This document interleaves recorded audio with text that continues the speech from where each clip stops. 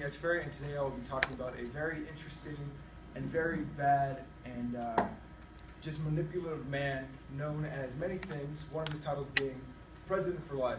So, I'll tell you on the slide. So, before I reveal who it is, slide please. Before I reveal who it is, I kind of have this silly analogy that I would like you guys to just follow, just humor me, and try to apply this to the rest of the slides. It will make sense. So let's say a few years from now, you have a kid, you're in Target, and you're doing shopping, and they run up to you and they bring you this toy, and they, Daddy, Mommy, I really want this toy. Can I get it? And you don't want to spoil them, so you say, maybe for your birthday or Christmas, how's that? And instead of putting the toy back and understanding, they throw it on the ground, they scream, they cry, they run up and down the aisle. What would you do in this, Cody? What would you do to your kid if they did it in this situation? They're just probably take him out of the store. Yeah, you take some sort of action though, right? You would take him out of the store, you would reprimand him, you would let him know, like, that's not okay. You can't do that again because it's just going to keep getting worse and worse. And if you don't do that, then they're just going to keep repeating the action. So next slide, please. So the man I will be talking today is Idiot Meme. He's known as many things. This is his full title. I want to read it just for effect so you can see how ridiculous it sounds.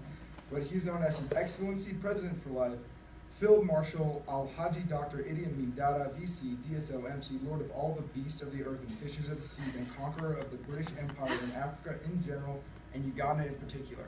So that's how they introduced him. A lot of the titles were self-given.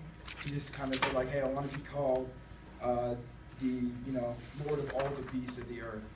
And like, okay, whatever you say, sir. So he was an awful dictator in Uganda. He rose to power. It's a very interesting story. Next slide. He started with humble beginnings. He was born in Uganda. His dad left him at a very young age, and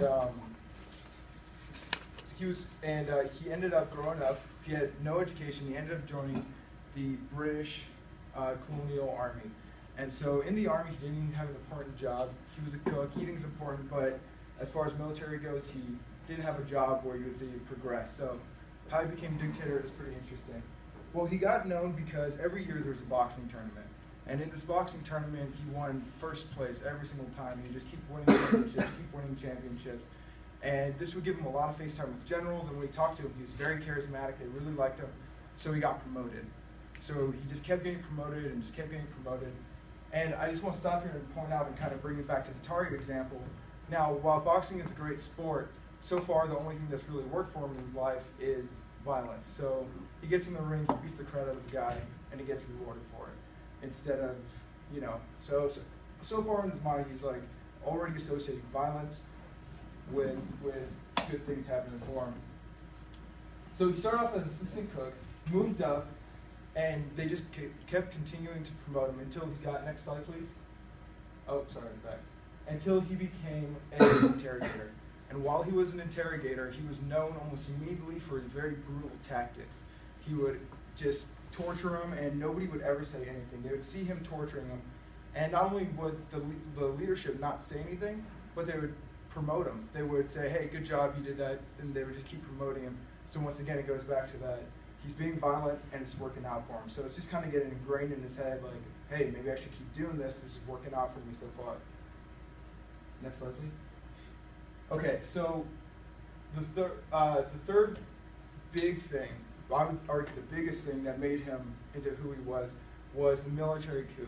So as he kept getting promoted and he kept becoming more and more important, what he did was he became very close with the Prime Minister of Uganda, who was in charge at the time.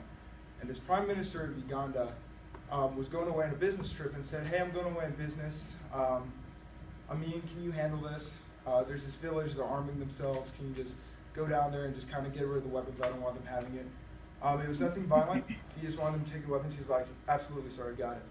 So the Prime Minister of Bote leaves on a business trip, and while he's gone, Idi Amin goes down to this village, and he essentially massacres the entire village. He kills everybody. He burns their houses down, ruins the land, and of course he blames it on the Prime Minister. So the Prime Minister isn't even there to defend himself. He blames it on him, gets all the people against him before he can even come back, and then very quickly takes over Uganda. So now he's the president of Uganda. It was this very quick and very path of little resistance to a coup, and he did it again through violence. So far, everything he's done that's violent has just been working out for him.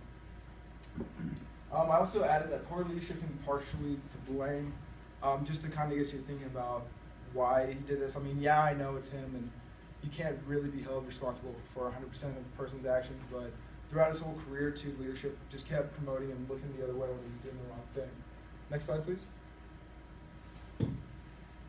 So, defined by cruelty. He stuck his whole career to what he knew best, and that was violence.